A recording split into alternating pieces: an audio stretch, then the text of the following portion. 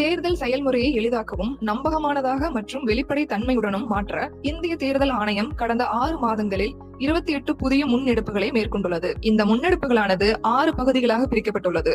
அரசியல் கட்சிகளுடனான இணைந்த செயல்பாடுகள், தேர்தல் முறைகளை தூய்மைப்படுத்துதல், தொழில்நுட்பத்தின் பயன்பாடு, வாக்காளர் பட்டியலின் துல்லியம், வாக்களிப்பதை எளிதாக்குதல் மற்றும் திறன் மேம்பாடு ஆகியனவாகும். இந்த காணொலியில் நாம் மின்னணு வாக்குப்பதிவு இயந்திரத்தில் பதிவான வாக்குகளின் எண்ணிக்கை, வாக்குச்சாவடி பதிவேடுகளுடன் பொருந்தாத நிகழ்வுகளில் மேற்கொள்ளப்படும் கட்டாய விவிபேட் எண்ணிக்கை பற்றி பேச போகிறோம். மாதிரி வாக்குப்பதிவு தரவு நீக்கப்படாமல் இருந்தாலோ, மாதிரி வாக்குப்பதிவின் விவிபேட் சீட்டுகள் முழுமையாக அகற்றப்படாமல் இருந்தாலோ, அல்லது ஃபார்ம் 17C உள்ள பதிவுகள் மின்னணு வாக்குப்பதிவு இயந்திரங்களில் உள்ள தரவுகளுடன் பொருந்தவில்லை என்றாலோ விவிபேட் சீட்டுகள் எண்ணுவதை தேர்தல் ஆணையம் கட்டாயமாக்கியுள்ளது. வாக்குகள் எண்ணும் செயல்முறையில் முழுமையாக வெளிப்படைத்தன்மையை உறுதி செய்யும் நோக்கில் தேர்தல் ஆணையம் இந்த முயற்சியை எடுத்துள்ளது.